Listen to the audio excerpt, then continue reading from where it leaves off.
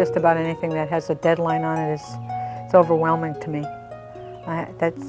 Time escapes me, and I'm unable ever to effectively manage that. So it's hard for me to plan and have realistic goals and timetables.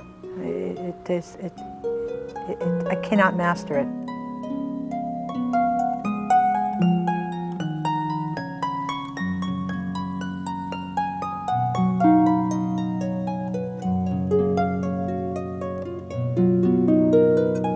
There are 44 to 48 million children in the United States between the ages of 5 and 18. Some 3 million of them have attention deficit hyperactivity disorder, or ADHD. There are approximately 240 million adults in this country.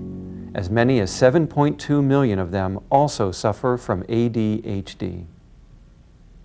I'm Russell Barkley, professor of psychiatry and neurology at the University of Massachusetts Medical School. In this video, I will present a new framework for understanding ADHD. Central to this framework is my belief that the ultimate impact of this disorder is to impair the sense of oneself across time. We will see how this impaired sense of time flows from a single underlying deficit, a particular difficulty with the inhibition of responses to immediate environmental events. What is most exciting about this new approach is the deeper understanding of the nature of ADHD that it provides.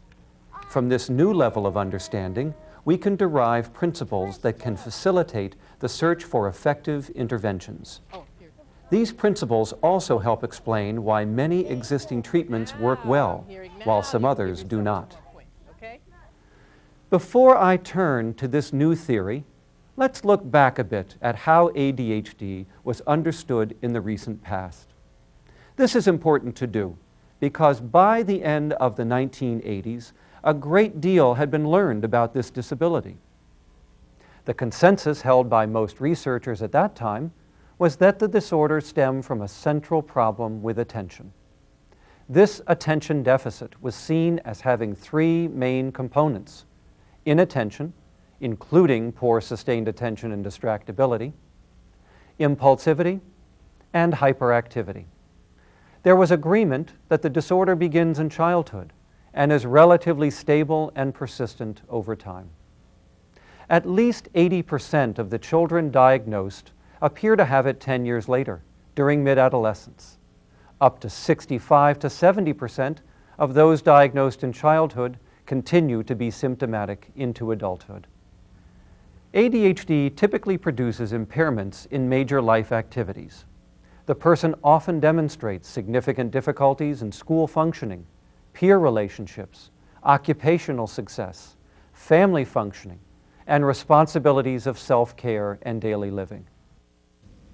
I have been privileged to have parents share with me what their lives are like.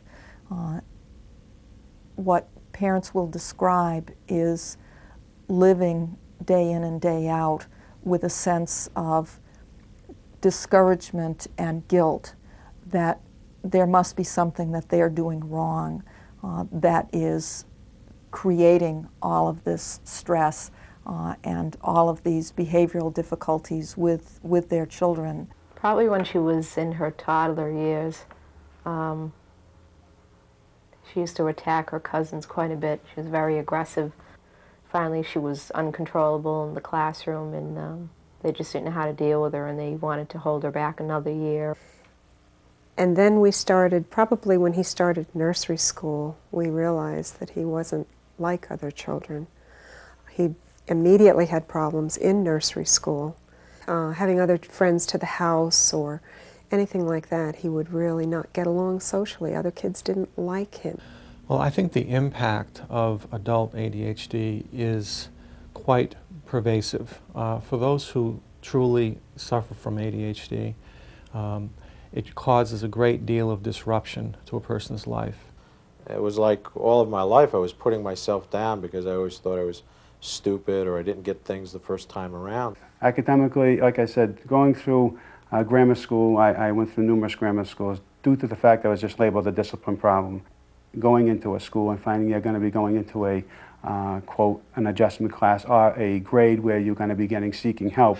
So right away you got another label, okay, he's going to room 201 because that's where they have the kids that have problems. So you got another label on you. ADHD often occurs in conjunction with other disorders.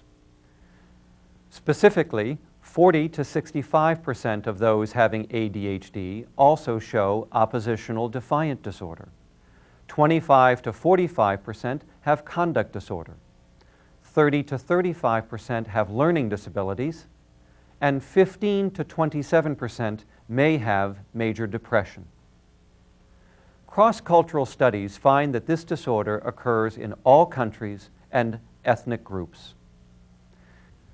This was the picture we had of ADHD as the 1980s came to a close. While the descriptions of ADHD that researchers had pulled together remain accurate and useful today, the old model was lacking in several key respects. For a theoretical model to be useful, it should help explain why a particular group of problems occur together in a specific condition, and it also should explain what goes wrong in normal development to produce that condition. The old model lacked such explanatory power. Instead, what we had was a checklist of observable difficulties. Second, attention deficits come in many different forms and occur in a wide variety of conditions and are therefore not specific to ADHD.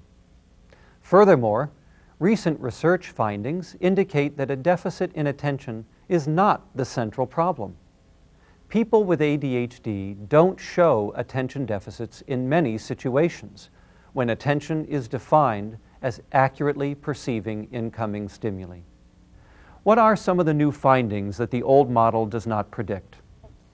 Children with the disorder show delays in the internalization of speech, an important developmental step that helps promote self-control. Such children are also less able to accurately estimate the passage of time. Finally, they also have difficulty with flexibility in solving problems and in organizing their thoughts to quickly achieve their goals. When a scientific model no longer accurately explains new findings, scientists begin to search for a new paradigm. With ADHD, that shift has been taking place since the early 1990s. Scientists came to view problems with inhibitory control, not attention, as the underlying deficit. Some also began to consider whether ADHD might also involve problems with self-control and certain other important mental functions, although these concepts tended to remain vague and ill-defined. The new framework for understanding ADHD that I am presenting here represents my own effort to explain more precisely how this underlying deficit in inhibition gives rise to the wide range of problems that we see with this disorder. This problem with inhibition means that people with the disorder are less able to delay responding to the world around them. Because it is so hard for them not to react impulsively to immediate events, people with ADHD are less able to develop certain mental abilities. As we shall see, these particular mental abilities serve the purpose of helping us orient ourselves away from the moment and toward the future. The person with ADHD is therefore handicapped in this future orientation, a key part of a person's sense of self across time. Moving from an attention-based model to an inhibition model for ADHD requires a shift in focus from the input side of the brain to the output side, which we can see more clearly on this image of the brain. From the neurological perspective, we are talking about a shift from the part of the brain that regulates attention to the area of the brain that regulates inhibition and future-directed behavior. The new model addresses the following three questions. What are the specific developmental and cognitive problems which arise from this underlying problem with inhibition? How do these particular problems interact to lead to an impaired sense of self across time? What implications does this model have for designing effective treatment interventions? Before we answer these questions, I want to return to the relationship between inhibition of responses to the immediate environment and the individual's capacity to develop certain mental abilities that support one's orientation toward the future. I'm talking here about 4 types of mental abilities. I want to review how each of them develop in normal individuals who do not have a problem with inhibition, and then we will return to what happens with ADHD. The 4 mental abilities are working memory, internalized speech, emotional control, and creative problem solving. Each represents a major step in the individual's development of internal control over the flow of both external behavior and mental activity. For this reason, they are often called executive abilities. These 4 executive abilities also underlie our capacity to experience ourselves across time and organize our responses to the future. First, let's think about inhibition. Humans have a gift for waiting, for not having to respond immediately to events that happen. This exceptionally important capacity for inhibition starts to develop within the first months of life and will take 10 to 20 years to fully mature. While it may not seem so to many parents of babies and toddlers, by 12 months of age, the human infant is far superior to any other species in this capacity to inhibit responses. There are 3 key features of inhibition. First, being able to resist the urge to act. Second, being able to stop responding midstream if our behavior is proving ineffective. And third, being able to withstand distraction while we are engaged in thoughtful action. It's a race. It's every idea is a good new idea and worth taking off on. And I go upstairs, I'm looking for an item. And somehow, going from point A to point B, something else comes into mind, and I take off on that. And I was supposed to bring the laundry down, but I never got the laundry down because I walked by Richie's room, and then I saw a book that I really wanted to at least look at. And when I saw the book, I remembered that something was overdue at the library. It's a constant. It's that run-on sentence. An adequate capacity for inhibition is a prerequisite for the effective development of the 4 executive abilities. Now, let's discuss each of the 4 executive abilities in more detail. The first is working memory. Working memory is comprised of 3 elements, which develop sequentially in the young child. Holding information in mind, such as images, sounds, sensations, and perceptions. Looking back at information we have dealt with in the past, sometimes called retrospection.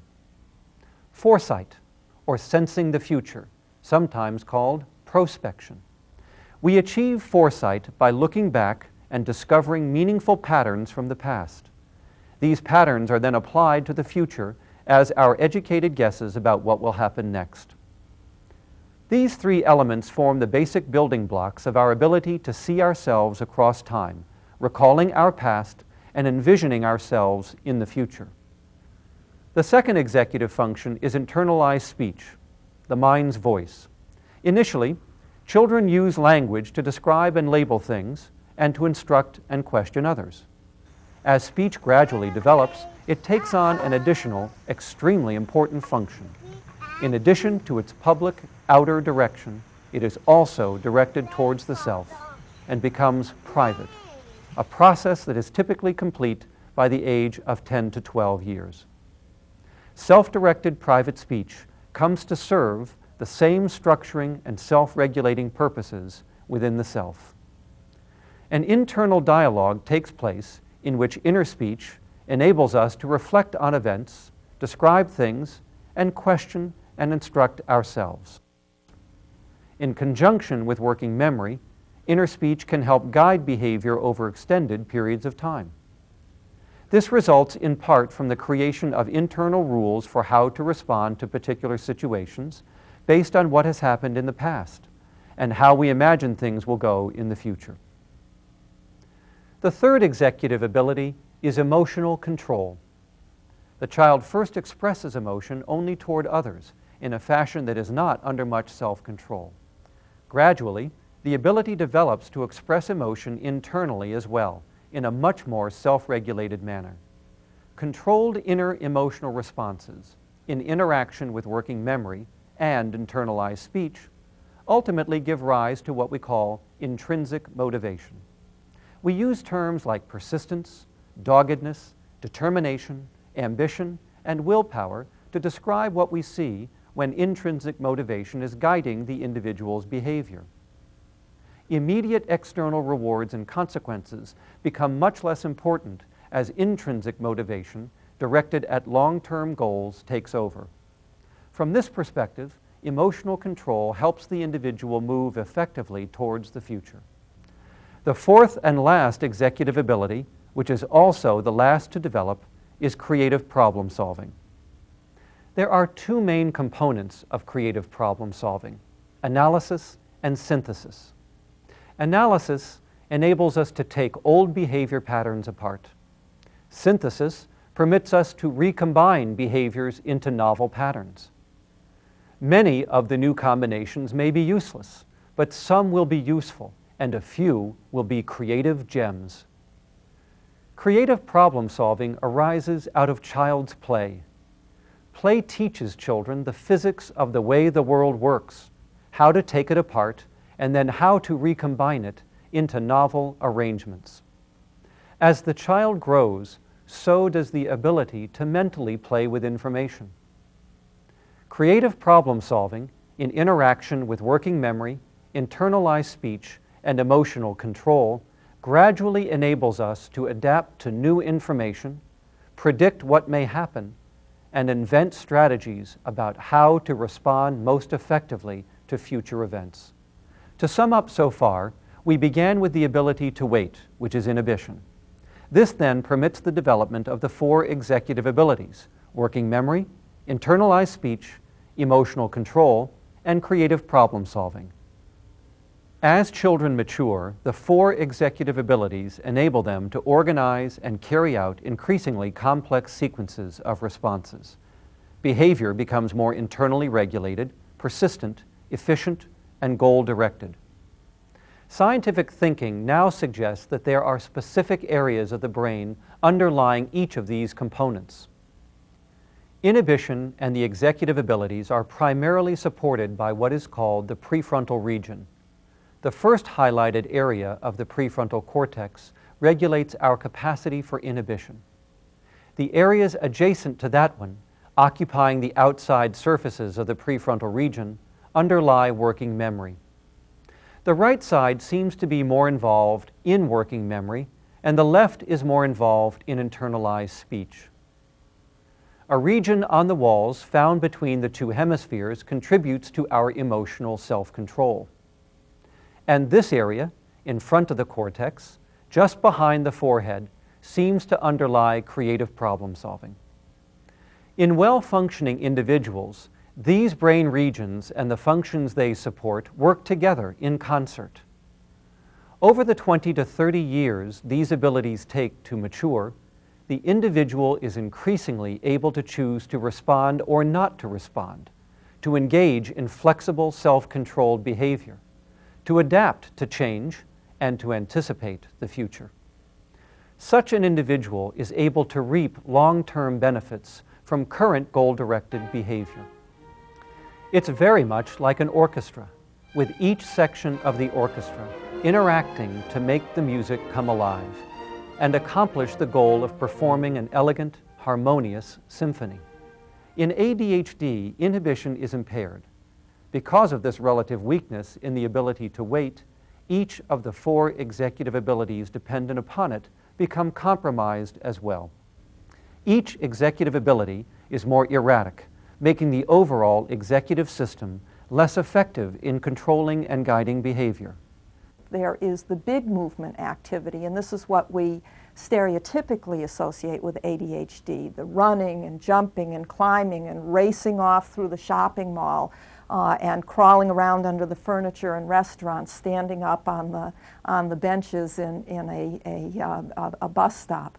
But there's also small movement activity, all of the fidgeting and wiggling and jiggling and sitting on the feet and tapping on the table during dinner time. What arises from the problem with disinhibition or behavioral control is an overreactivity, an over-behaving, if you will, in that adults will, because they don't have a governor to be able to put on their behavior, they will overbehave in situations in work, or over-speak, or impulsively speak, or become hyperactive or impulsive in a way that's very disrupting to themselves and to other people. The person's mental orchestra is out of sync. Because they can't inhibit their immediate urge to react to events, people with this condition become less able to hold and remember information, to recall the past, and to anticipate the future. Their problem with inhibition also impedes the development of internalized speech, the mind's voice.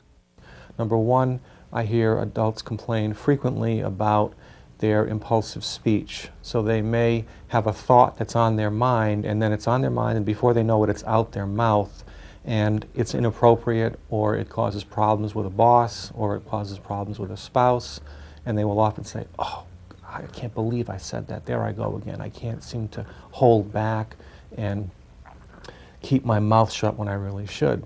Children with ADHD are more talkative than other children of the same age. Not only are they more talkative in interactions with people, but they talk to themselves. They talk to themselves as they're playing. They talk to themselves or hum to themselves or sing to themselves as they're working their way through a task. So people with ADHD are less able to describe, reflect, instruct, and question themselves from within. They are also less able to generate internal rules that promote self-control and regulate behavior across time. Also stemming from this problem with inhibition, emotions remain more public, less internalized, and less well controlled. They often are more emotionally immature and more prone to anger and frustration. If they're happy, they're really happy. They're going to put their arms around you. They're going to jump up and down with excitement. If they're angry, they're really angry, and they'll have a tantrum, and they'll make a face, they'll stomp their feet. If they're sad, you'll see, the tearfulness is very open. They are more volatile than other children of the same age. They have more difficulty regulating their emotional reactions to things going on around them. Their ability to follow through and persist over time is more limited, thus explaining their problems with sustained attention. This problem with attention, formerly thought to be the central deficit in ADHD, actually results from their limited ability to motivate themselves from within. This relative weakness in intrinsic motivation makes them less capable of working effectively across time toward future goals. They tend to have fade. They start something, a ball of fire, with a lot of energy, with a lot of intent towards, now it's going to get done, I'm really going to do it this time. And then through getting sidetracked and drawn off task from other things, they are unable to sustain their motivation and their effort and their behavior towards that goal-directed task in order to finish it. Finally, because of their problem with inhibition, they are not as able to take apart, analyze, and recombine information into new solutions. This weakness in creative problem solving limits their capacity to effectively prepare to tackle future situations.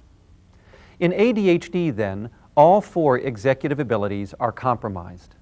They are also less efficient as agents of self-control and less able to help the individual make optimal use of the past and the present to create educated guesses about the future.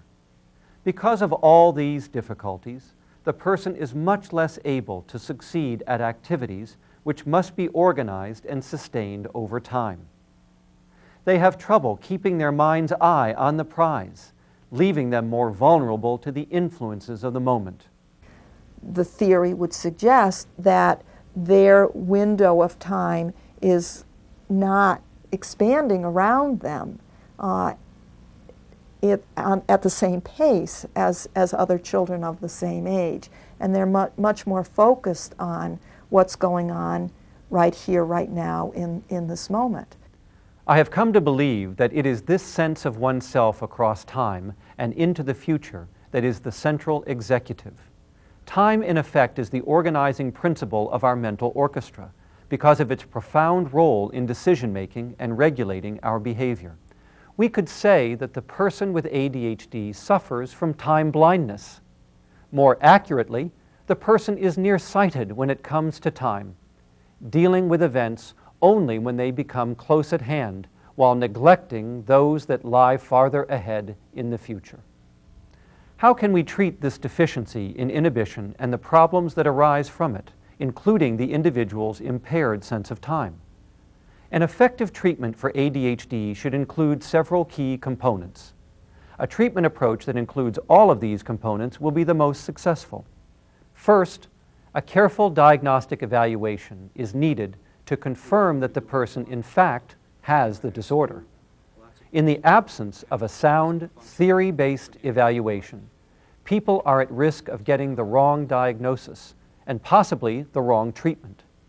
This disorder is vulnerable to misdiagnosis, overdiagnosis, and underdiagnosis. So it requires the clinician to be very rigorous, very comprehensive, and be able to fully understand the breadth of this person's history, because the diagnosis of adult ADHD rests very heavily on a childhood history of significant symptoms and associated impairment. The second step is to educate that person and those closest to them about the nature of the disorder. Since the new theory explains how these difficulties arise and why they occur together, we are now in a position to help people with ADHD understand their problem. This means that they will be better able to understand themselves. This can help minimize the endless cycles of frustration, anger, and lowered self-esteem that so often develop in people with the disorder. When a parent hears that their child has been diagnosed with ADHD, for many parents, an initial reaction is relief, because it helps them to understand why their child's behavior has been so difficult to manage. I will always ask that person, does that seem to square with how you view yourself? Am I saying anything that's very surprising to you? And almost always, they just nod and say, finally somebody understands me. No, that sounds right on. That exactly captures my life experience, and it is such a tremendous relief at being understood. The third component of the treatment package is to give serious consideration to the use of medications. The new theory also provides a clearer framework for the understanding of why medications can be so helpful. The reason medications work so well is that psychostimulants such as Ritalin, Adderall, Dexedrine, and Cylert enhance the brain's inhibitory mechanisms. Through this activation of the inhibitory system, the individual becomes more capable of resisting the urge to act. The person will also be better able to stop responding midstream if behavior is proving ineffective. And that person can more easily withstand distraction. This improvement in inhibition, in turn, supports more effective functioning by the 4 executive abilities. It facilitates their control over ongoing behavior. Other medications, including some antidepressants and at least one antihypertensive, have also proved to be helpful. What's easier with the medication is I can do it. And I can do it without becoming terribly frustrated. Just taking the medication hasn't made me any smarter and hasn't made me any dumber, but what it has enabled me to do is to be able to maintain my focus and composure, and in a way really help my self-esteem. I mean, I really feel good about myself now. The fourth component in the treatment package consists of interventions that help make accommodations for the difficulties these people have. They do so by modifying the specific environments in which those symptoms are most problematic. As we have seen, the new theory suggests that the ultimate impact of weakened inhibition in ADHD is an impaired sense of oneself over time. It is a kind of time blindness in which the individual is less able to make use of the past and the present to anticipate the future. Indeed, tasks and situations that involve time, forethought, and the future are the most disabling. As long as tasks are structured so that there is little delay between the individual's responses and the outcomes of those responses, people with ADHD have little or no difficulty performing well. For instance, people with this condition may be able to play video games as well as those who do not have the disorder, because the games provide immediate feedback about performance. When delays do exist between the individual's responses and the outcomes of those responses, however, performance is increasingly impaired. For example, a child with ADHD might be lost if given the assignment to read a book and complete a book report to be handed in 2 months later. Within this broad time span, there are too many opportunities for difficulties with self-control to disrupt performance.